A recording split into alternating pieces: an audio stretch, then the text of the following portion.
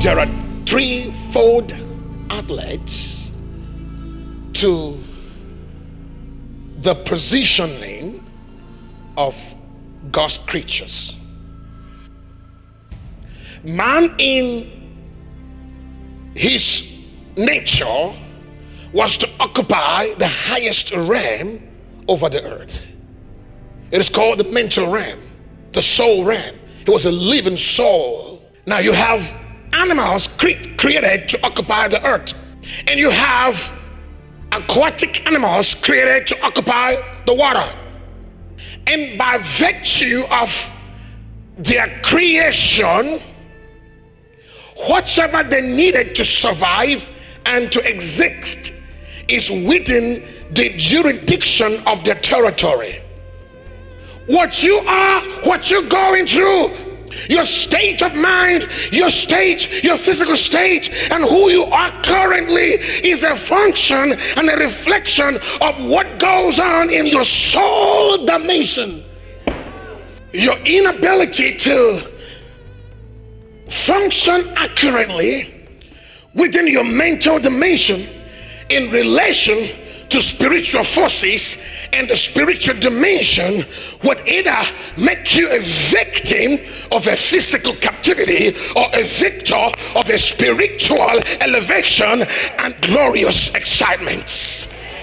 In the Garden of Eden was a beautiful garden, was a place that was created by God for Adam and Eve to have his life. But his state with God, his connection with God, his obedience within the instructions given to him in that beautiful garden will determine if he will remain in that garden and enjoy what God had proposed for him, or he will be kicked out of the garden to go labor and suffer and die like an animal. And what has happened? Take a fish out of water, he dies. Put a cow in the water, he dies. Take Adam out of the garden, he dies. Before sin, he saw God's presence and he ran into his presence because his presence brought him joy. Now let's fast forward. When sin entered him, for the first time, that which never existed came into existence: fear. Actually, what happened in the garden was a rebirth. It was a translation, a loss of a dimension, a loss of a realm, a loss of a reality, a loss of spirituality. It was a descending from the realm of the spirit, the realm of the soul, down to a physical illusion that Satan had created.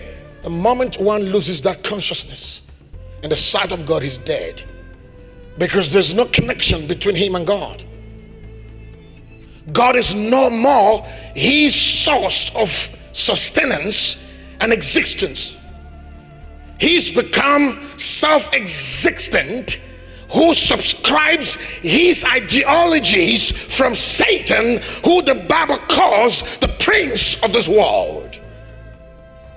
And that's why we need to return back to the garden. And that's what Jesus came for. What happened when you got born again? The Bible says we were translated from the dominion of darkness and transferred into the kingdom of his dear son, and that we are seated